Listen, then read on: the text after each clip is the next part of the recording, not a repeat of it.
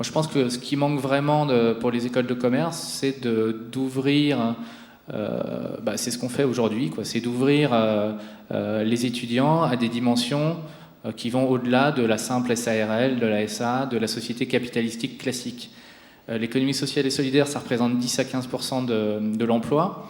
Et je pense qu'il faut que dans les cours juridiques, on apprenne ce que c'est qu'une coopérative, et surtout qu'on sorte définitivement de cette logique que l'ESS, c'est des joyeux rigolos qui expérimentent dans leur coin, ou l'ESS, de toute façon, ils sont financés par l'argent public. Puisqu'il faut savoir une chose, c'est que l'ensemble des entreprises en France, les entreprises privées, touchent par an 75 milliards d'euros. 5 fois le trou de la sécurité sociale, d'argent public, de nos impôts, de l'argent de nos enfants, qui vont directement dans des entreprises, quel que soit leur statut.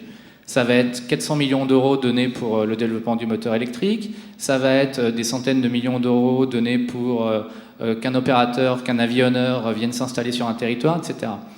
Donc en fait, je pense qu'il faut sortir de ces schémas-là et expliquer que, effectivement, certains secteurs de l'ESS sont financés parce qu'ils rendent des services, mais que c'est au contraire une activité qui dépend beaucoup moins des financements extérieurs que certaines grandes entreprises classiques. Moi, je travaillais chez Monoprix.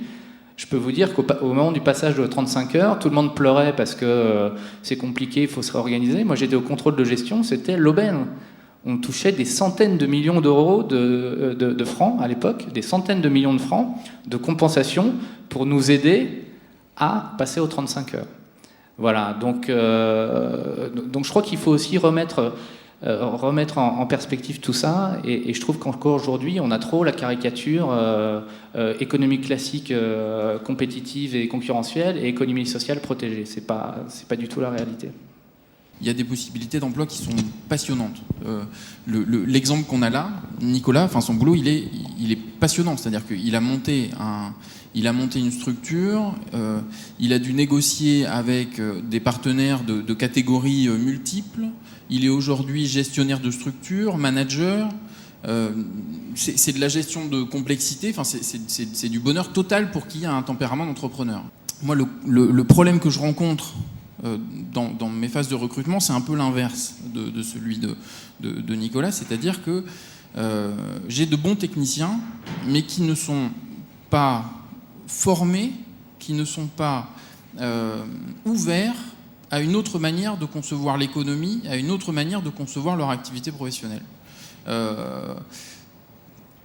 Et moi, ça me pose un peu un souci. C'est-à-dire que, de manière un peu paradoxale, je me souviens d'avoir eu certains de mes petits camarades à l'époque où j'étais étudiant qui, à cette époque-là, pensaient pouvoir aller dans un emploi qui avait du sens, qui finalement l'ont pas fait, et qui ont perdu un peu ça de vue.